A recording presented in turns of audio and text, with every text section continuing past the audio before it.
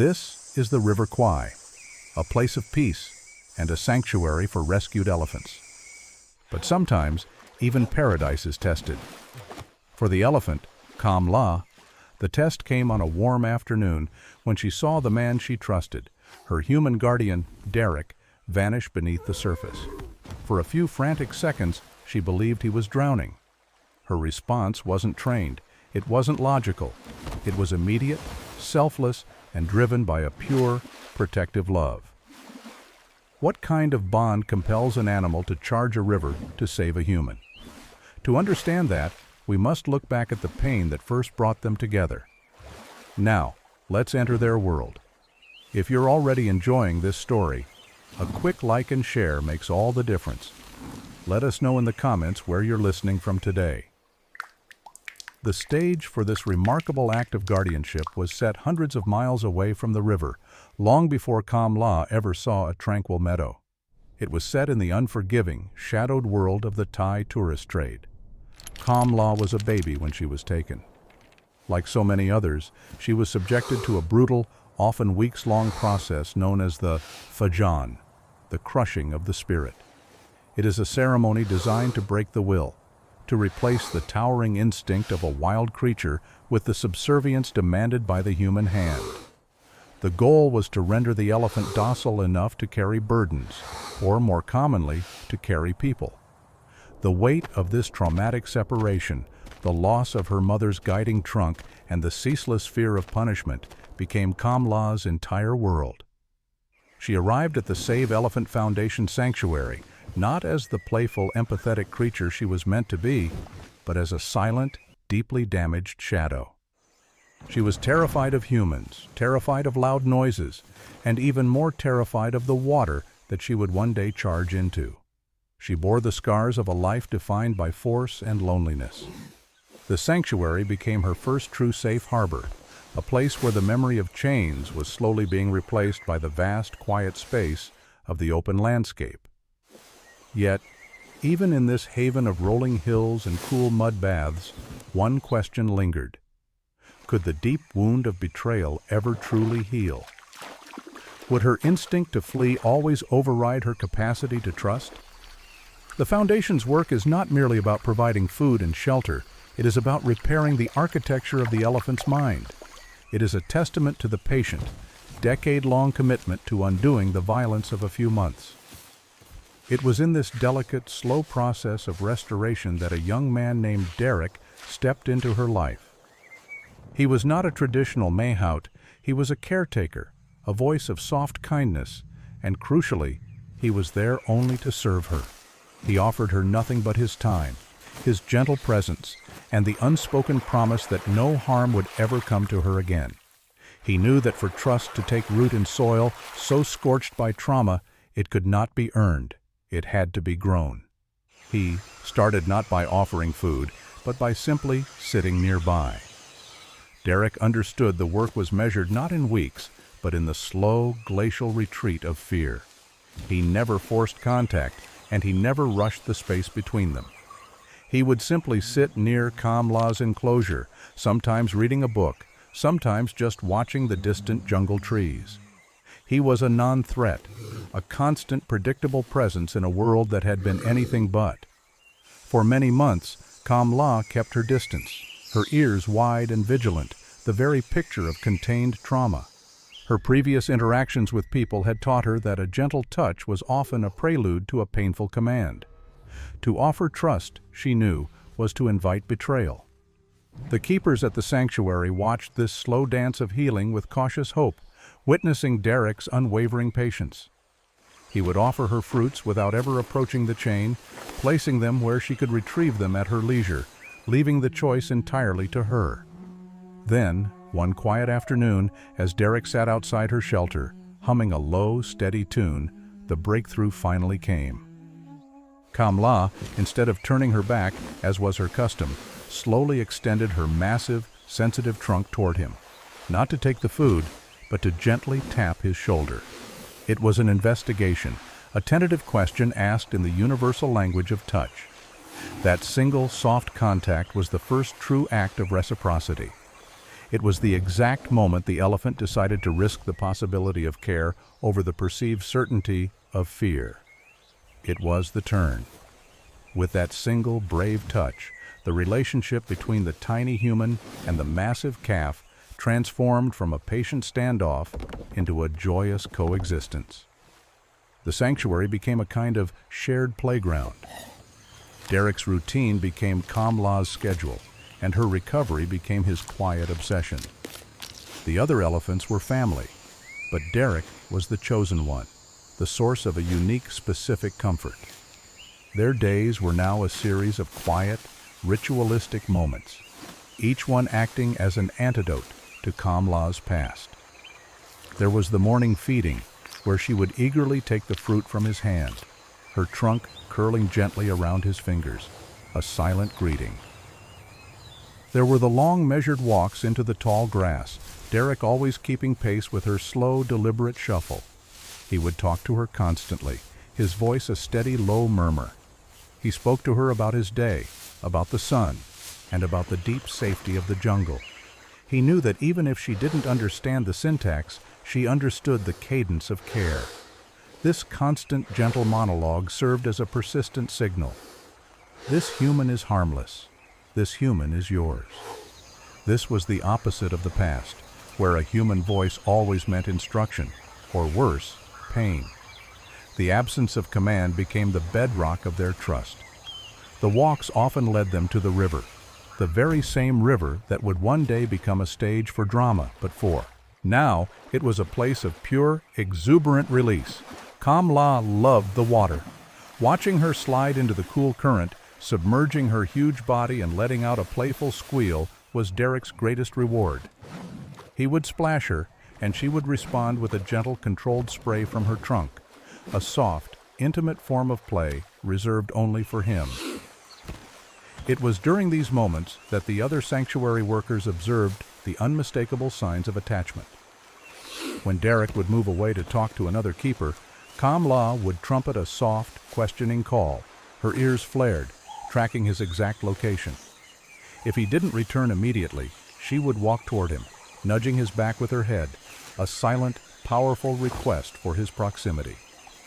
She was not merely comfortable with him, she was reliant on his emotional presence. This connection transcended the typical caretaker role. Darrick noticed her moods with an uncanny intuition. He knew the difference between her playful, curious nudges and the worried press of her head when a loud sound startled her. He would often place a hand on her wrinkled forehead, right between her eyes, and just hold it there. In that shared, silent moment, the language barrier dissolved. He was giving her the sense of security that her mother had been cruelly prevented from providing. He was her anchor. Their relationship was a living definition of the content pillar of guardianship, but with a profound twist. Darrick was her caretaker, yet she, in her sheer size and presence, was already building the protective framework of her own devotion to him. The memory of the Fajan trauma began to recede into the realm of old echoes, replaced by the daily, tangible reality of unconditional love. They became an inseparable pair, a tiny man and a towering female, moving through the landscape as a single, symbiotic unit. The more Darrick gave, the more Kham La mirrored that devotion, preparing unknowingly for a moment when the roles would violently, urgently reverse. This was not the bond of master and servant, but of two souls recognizing their mutual need for safety in a complex world. The strength of this quiet, daily affirmation would soon be tested by a sudden, terrifying moment that proved its truth. As the bond deepened, so did the range of their travels. Kham La's world expanded from the confinement of her initial sanctuary space to the sprawling landscape of the entire preserve. She moved with a confidence she had never known, her shadow falling easily over Darrick's small frame. Their language had refined itself into a complex, silent dialogue. A certain tone in Darrick's voice was enough to steer her. A slight shift in his posture communicated calm or caution. He often spoke of the ancient loyalty of elephants, a trait that had been weaponized against them in their captive lives, but which here was allowed to flourish again. Darrick was not simply her friend, he was her pod, the only member of his species she completely trusted. They would spend hours near the riverbank, Darrick watching other elephants play, Kham La often standing guard over him while he rested. He knew that for all his human intention to protect her, he was, in fact, the most vulnerable creature in this relationship. She could sense his minor aches, his moments of exhaustion, responding with a gentle lean or a protective nudge that seemed to say, "Rest now, I am here." This unspoken contract of care became their new routine. One sunny afternoon, Darrick led Kham La to a deeper section of the water. He was curious. He wanted to truly test the limits of their understanding, not out of malice, but from a profound need to confirm the depth of the commitment she had unknowingly made. He knew the elephant's fear of the unpredictable current and the natural instinct to avoid unnecessary risk. He walked out until the water was chest high. Kham La watched from the bank, her trunk raised, a low rumble of concern vibrating in her chest. Darrick turned back, reassuring her with a simple gesture and his usual soft word, and she relaxed, though her vigilance remained a taut string. He took a deep breath, and with a sudden, unannounced plunge, he threw himself into the current, thrashing his arms and crying out, simulating a panicked struggle for his life. The water, once a playground, was instantly transformed into a threat. Darrick, an experienced swimmer, was now acting the part of a man pulled under. This was the proving ground. This was the moment where instinct, the memory of Fajan, the lesson of betrayal, the elephant's own wariness of deep water, had to clash violently against the simple, pure fact of their bond. Would she see a human in distress, or would she see the ancient, treacherous water? For a single, terrifying second, Kham La froze. The memory of the pain inflicted by his species must have flashed before her. Then her protective instinct, forged in months of patient love, overwhelmed all logic and all trauma. She did not hesitate. The great gray bulk of her body launched off the bank. She trumpeted a sound not of fear, but of profound alarm and desperate determination. She plunged into the deep current, her massive legs churning the brown water into a white froth. She was moving with a single, clear, overwhelming purpose: to reach the one she had chosen to guard. The huge body of Kham La hit the water, creating a wave that washed over Darrick. She was not swimming casually. She was plunging into the perceived threat, using her weight and force to dominate the current that was trying to pull him under. She reached Darrick quickly, but her method was not that of a practiced rescuer. It was that of total, unconditional guardianship. She did not offer him a playful trunk to hold. Instead, she placed her entire immense body between him and the strongest part of the current, using her frame as a living, breathing shield. Darrick stopped thrashing and let the moment unfold, suddenly humbled and overcome by the raw, desperate panic he had engineered. He felt the rough, protective skin of her head press firmly against his chest, a powerful, gentle force pushing him toward the safety of the bank. She was not worried about her own deep water phobia. Her attention was singularly and completely focused on lifting his small body out of the dangerous water, nudging him forward like a precious, fragile thing she couldn't afford to lose.